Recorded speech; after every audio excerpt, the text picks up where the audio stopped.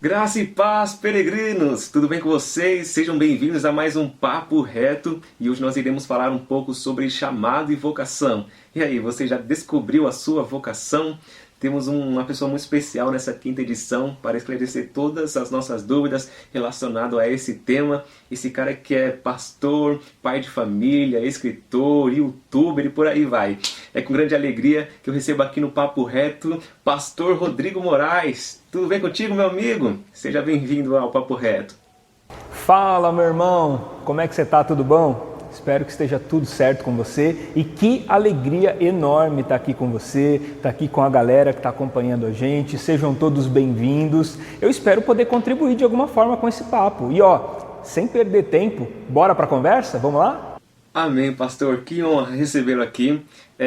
Pastor Rodrigo, não sei quanto a você, mas as perguntas que mais recebo nas redes sociais, principalmente na caixinha de perguntas lá no Instagram, é se cristão pode ou não fazer tatuagem e como descobrir a vocação ministerial. Essas são as duas perguntas que mais recebo frequentemente, né? Descartando essa parte aí da tatuagem, como você descobriu a sua vocação ministerial, sabe? Após a sua conversão, algo já apontava que você seria pastor? Cara, quanto à tatuagem, é o seguinte, eu recebo diversas perguntas nessa mesma formatação. É a formatação do pode e não pode. Eu posso fazer tatuagem? Eu posso namorar com uma garota que não é da igreja? Eu posso ouvir música secular? É sempre o posso ou não posso, né? A gente, na verdade, não gosta de parar para aprender a discernir as coisas. Nós estamos sempre querendo que alguém diga para a gente se é permitido ou proibido. E a gente acho que precisa sair dessa neura do proibido e permitido e mergulhar realmente na ideia, na percepção do discernimento da espiritualidade, e assim a gente vai encontrar o que é lícito e o que não é lícito, né? Agora, quanto à vocação ministerial, eu vou dizer para você o seguinte, eu sei que isso é uma experiência muito pessoal e que cada pessoa vai encontrar o seu caminho, cada pessoa vai conseguir enxergar isso de uma forma. Afinal de contas, todo mundo enxerga a vida a partir de um ponto diferente. Mas, especificamente para mim, desde o primeiro dia que eu cheguei na igreja, eu tinha certeza que a minha vocação era a vocação ministerial. E não é à toa que eu fui ordenado ao ministério pastoral muito jovem. Eu já estava muito decidido e eu já tinha plena consciência de que essa era a minha vocação. Então, com 18 anos, eu assumi a primeira igreja, isso já tem um tempinho já, né? Vocês podem já perceber pelos traços, né? Com 18 anos eu assumi a primeira igreja, então já são 15 anos de ministério pastoral. Em fevereiro agora de 2022 nós completamos 16 anos de ministério pastoral, de lá para cá, aprendendo, crescendo e construindo, tudo a partir dessa cosmovisão. Mas aí a reflexão que eu faço é o seguinte, né? Quando as pessoas pensam em encontrar a sua vocação e quando as pessoas perguntam isso é uma pergunta muito frequente. Eu recebo demais isso também. Como que você sabe o que Deus tinha para você e como que eu posso descobrir isso? Então a vocação, ela não está presa em uma atividade. As pessoas pensam que vão descobrir a vocação quando elas descobrirem o que elas devem fazer. Na verdade, você não precisa descobrir o que você deve fazer. Você precisa descobrir quem você é, quem você deve ser em Deus. Então, a vocação não é uma atividade que você exerce. A vocação é uma pessoa que você se torna. Então, quando você se torna essa pessoa que você precisa ser, quando você se torna esse ser que você precisa ser em Deus, então tudo que você fizer estará dentro da sua consciência vocacional. Você vai ver o apóstolo Paulo falando o seguinte: quer comais, quer bebais, quer façais qualquer outra coisa, faça tudo para a glória de Deus. O Paulo está falando mais ou menos isso. Para a gente entender melhor, o que o Paulo está dizendo é o seguinte, se você descobrir quem você é em Deus, então você vai conseguir ter percepções de que tudo que você faz pode ser para a glória dele. Então, se eu descubro quem eu sou, não importa o que eu faço. Porque tudo que eu faço para a glória de Deus, porque agora eu encontrei a minha vocação, e isso é a vocação. A vocação é uma identidade. A gente começou a ficar confuso, e aí dessas perguntas que eu disse para você que eu recebo demais, como que você encontrou e por que você encontrou e como que eu encontro a minha, porque a gente ainda está pensando a vocação como uma atividade que eu executo, e não a vocação como uma pessoa que eu me torno. Então, se você se tornar essa pessoa, se você for quem você precisa ser, não importa o que você faça, tudo será para a glória de Deus, até comer e beber, que são coisas comuns, coisas do dia a dia. Então, comer e beber se tornam coisas feitas para a glória de Deus. Lá em Gênesis capítulo 12, por exemplo, você vai ver Deus chamando Abraão e falando assim, sai da sua terra, da sua parentela, sai da casa do seu pai e vai para a terra que eu te mostrarei, porque eu farei de você. Então, quando Deus chama o Abraão, Deus não está chamando o Abraão para cumprir uma atividade. Deus está chamando o Abraão para uma vocação. Só que Ele não está chamando o Abraão para cumprir uma atividade. Ele não está dizendo, sai daí, nós vamos fazer tal coisa. Não, inclusive Deus não diz nem para ele para onde eles vão. O Abraão sai de casa sem rumo, porque não importa. Ele não estava saindo dali com um objetivo operacional. Ele estava saindo dali sob a proposta de ser a pessoa que ele deveria ser em Deus. Então sai da sua terra, sai da sua parentela e eu farei de você. Isso para mim é vocação, é o que Deus faz de você no caminho. É quando você descobre em Deus quem você é. A partir daí, tudo que você fizer, tudo será para a glória de Deus. Perfeito, pastor Rodrigo. Pegando um gancho nessa questão ainda sobre chamado, ser vocacionado, sabemos que há vários pontos de vista, acerca deste tema, mas e para você, a diferença entre chamado e vocação? Na verdade não. Não se a gente partir desse mesmo princípio que a gente está falando aqui. É do princípio de que as coisas não são atividades operacionais, mas é uma questão de essência, é essencial. Então, se eu pensar a vida a partir da compreensão ministerial, ou seja, vocacional de quem eu sou, então tudo passa a ser uma resposta ministerial. E aí não importa qual é a sua área de atuação, porque agora vocação para mim não é mais uma tarefa que eu exerço no domingo às 17 ou às 18 horas, Não é mais uma tarefa dominical que eu faço na igreja. Vocação para mim agora é a resposta que eu ofereço para qualquer atividade. E aí não importa se você trabalha na área financeira, se você trabalha no marketing, no RH, na tecnologia da informação, em vendas, não importa. Você passa agora a oferecer uma resposta ministerial para qualquer coisa que você faça, porque no fundo não é mais o que você faz, no fundo agora é quem você se tornou. Então, o que é uma vocação? O que é um chamado? Deus não te chamou para fazer, Deus te chamou para ser. Então tem uma distinção entre essas duas palavrinhas, que é o que e quem. Então, quando você olha o ministério a partir do o que, você pode ficar confuso, porque agora eu vou entender que existem atividades, ou seja, existe o que eu tenho que fazer que corresponde à minha identidade ministerial e coisas que não correspondem. Mas, na verdade, a pergunta certa deveria ser quem. Porque se o quem estiver definido, o que eu vou fazer vai ser para a glória de Deus, que é o que a gente estava falando na pergunta anterior. Então, qual que é o foco disso? A minha vocação, eu fui vocacionado para ser alguém. Eu fui chamado para ser alguém. Então, se eu for essa pessoa, a resposta que eu ofereço para a vida em todas as suas diversidades, em todos os seus aspectos, a resposta que eu ofereço para a vida sempre será uma resposta vocacional. Maravilha, pastor. Agora vamos para um novo quadro aqui no Papo Reto, que é o mito ou verdade. A vocação do cristão está ligada com aquilo que gostamos ou fazemos de melhor? Para responder isso, eu penso em um texto bíblico, que está em João capítulo 4. O Evangelho de João, é o meu livro preferido da Bíblia, e o capítulo 3 e 4 de João são os meus capítulos preferidos também. O capítulo 3 narra a conversa de Jesus com Nicodemos, e o capítulo 4 narra a conversa de Jesus com a mulher samaritana. Então são dois episódios em que Jesus está conversando com uma única pessoa.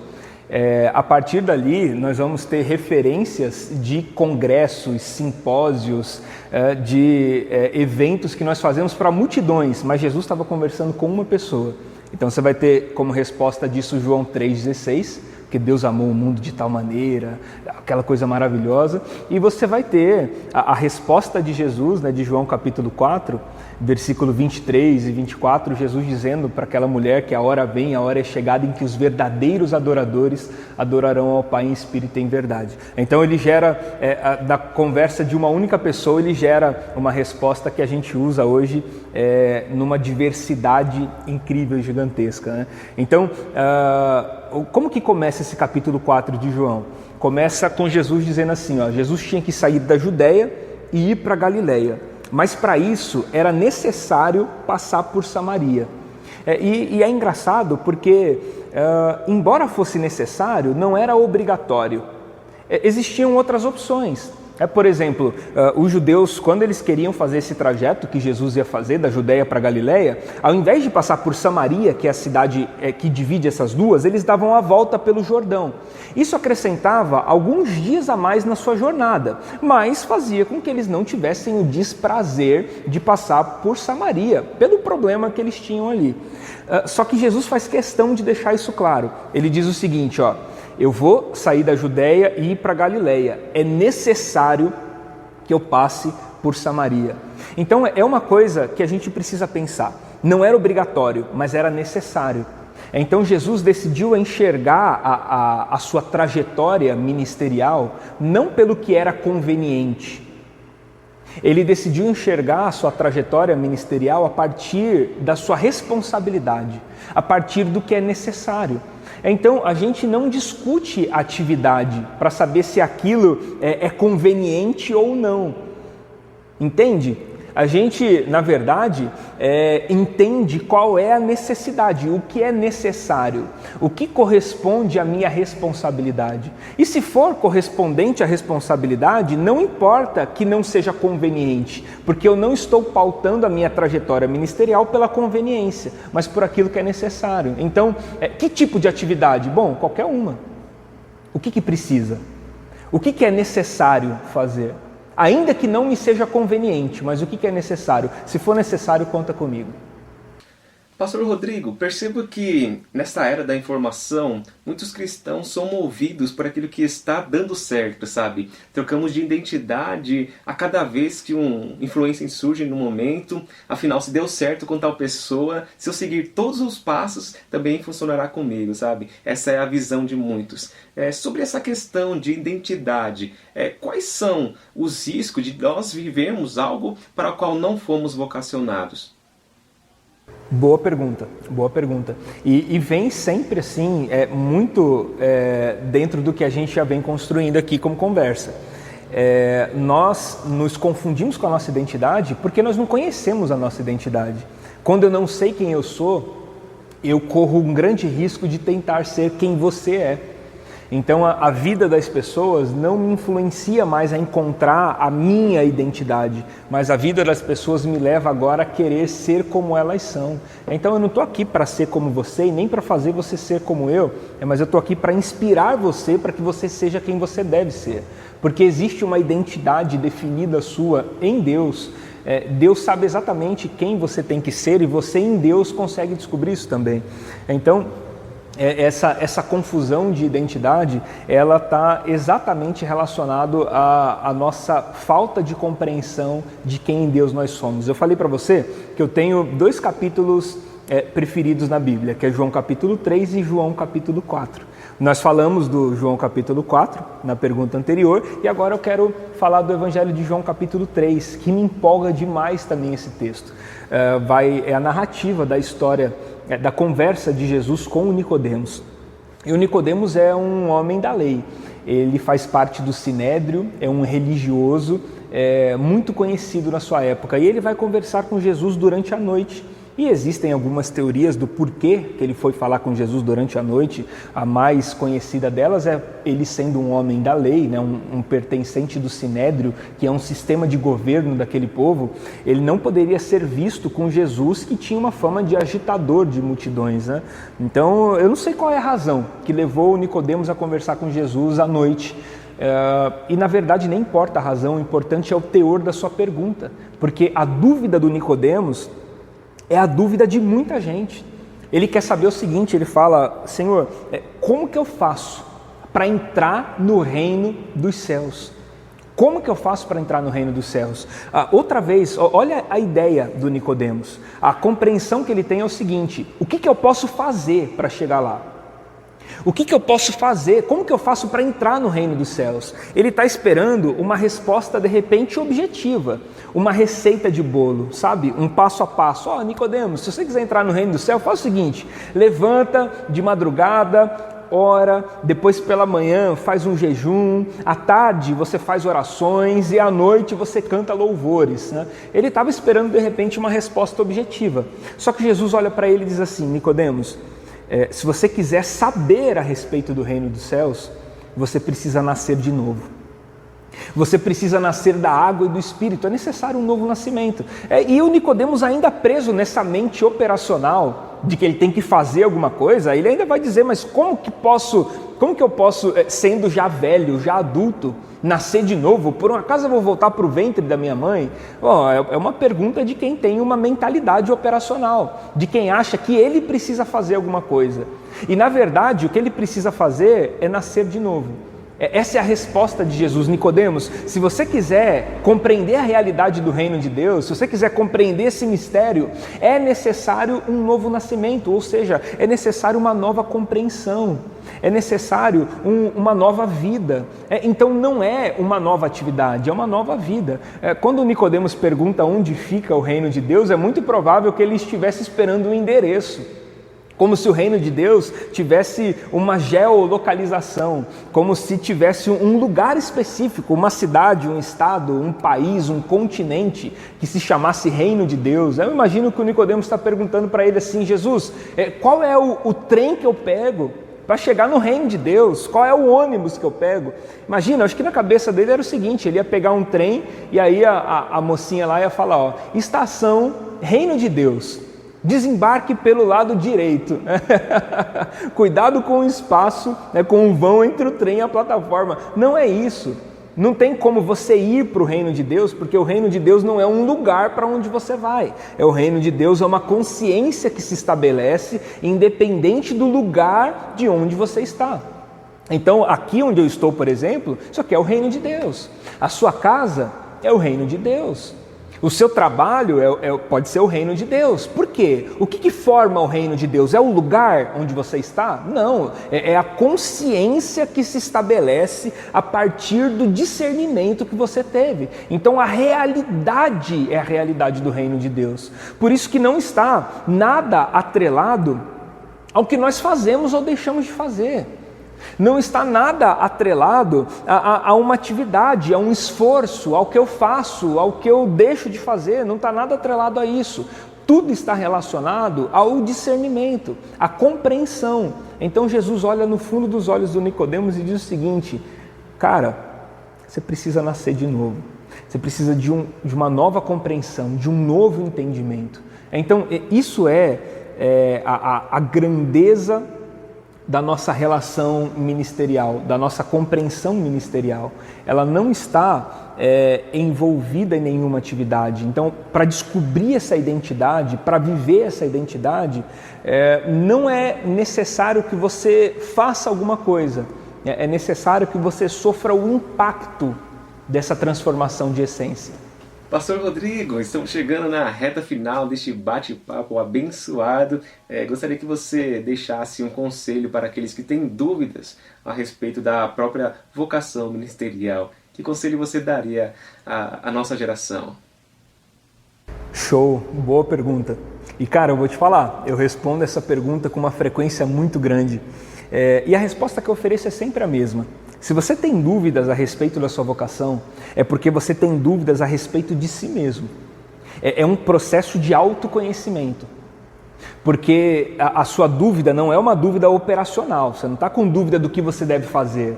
A sua dúvida, na verdade, é de quem você é, porque a sua vocação é o seu nome. Eu vou explicar isso melhor para você, te falando algo que talvez você não encontre sentido inicialmente, mas presta atenção que no final vai fazer todo sentido. Sabe quando Jesus diz o seguinte, tudo aquilo que você pedir em meu nome, crendo, recebereis? Já aconteceu isso com você? De orar em nome de Jesus e não acontecer? Seja sincero, vai. Isso já aconteceu muito comigo. Eu oro, vou lá e boto em nome de Jesus e o trem não vai, não funciona. E por quê? E eu sempre busquei entender isso, né? E é uma pergunta muito boa a se fazer, é o seguinte: qual é o nome de Jesus? Porque a gente pensa às vezes que o nome de Jesus é uma fórmula mágica para as coisas acontecerem e a gente não se atenta ao segredo do nome. Então qual é o nome de Jesus? O nome de Jesus é o seu propósito. O nome de Jesus é o seu destino, é a sua vocação. Então o nome de Jesus é Cristo. É como se Jesus estivesse falando o seguinte: tudo aquilo que você pedir em favor do propósito, tudo aquilo que você pedir e estiver em convergência com a vocação, dentro do propósito existencial da sua vida, fica tranquilo que vai acontecer, porque esse é o nome é o propósito.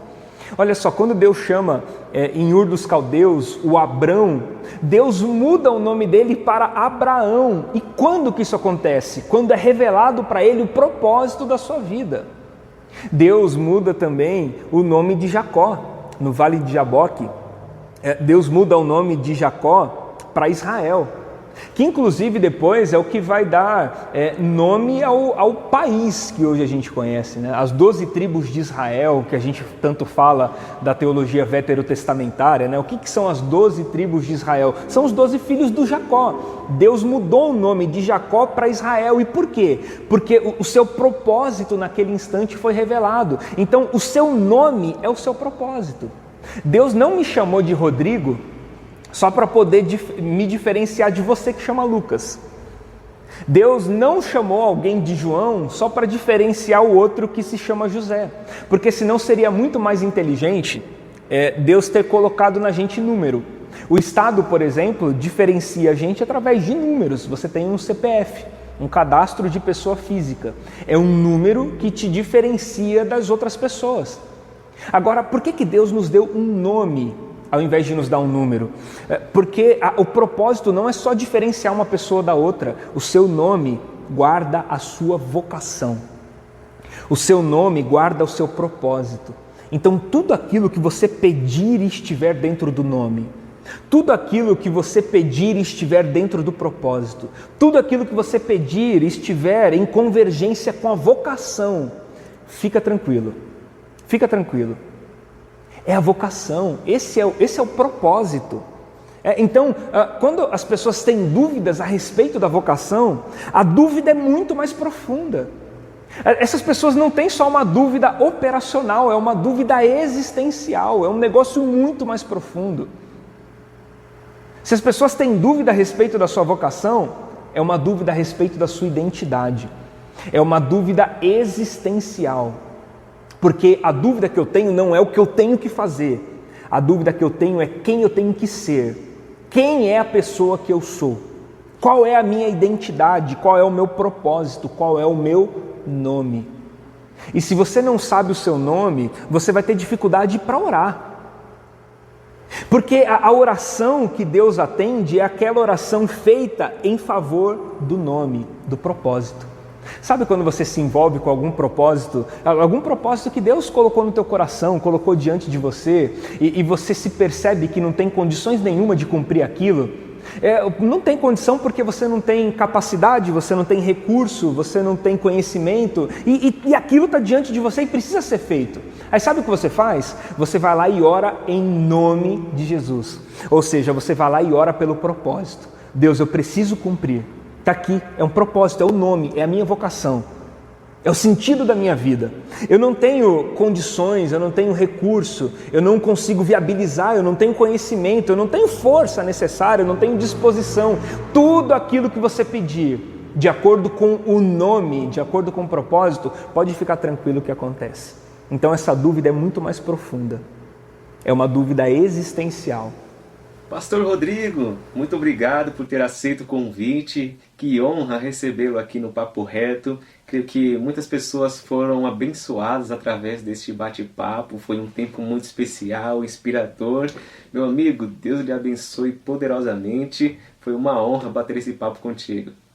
Amém, meu irmão. Maravilha, muito bom mesmo esse bate-papo. Gostei bastante, que legal. Espero ter contribuído de alguma forma para o nosso desenvolvimento, para o nosso conhecimento, amadurecimento espiritual. E eu quero agradecer o convite, agradecer a companhia. Muito bom estar aqui com você. É muito bom estar aqui com a família Peregrino também. Deus abençoe esse canal, essa galera que acompanha. É isso aí, estamos juntos. Se você quiser acompanhar a gente lá no Instagram, meu Instagram é @pr.rodrigomorais. Dá uma chegada lá depois, vamos bater um papo, compartilhar conteúdo e continuar crescendo na graça e no conhecimento de Deus. Lucas, meu irmão, Deus abençoe. A gente tem até o mesmo sobrenome, tá vendo? Nós estamos alinhados aí nesse negócio, tá bom? Valeu, meu irmão. Um abraço, Deus abençoe.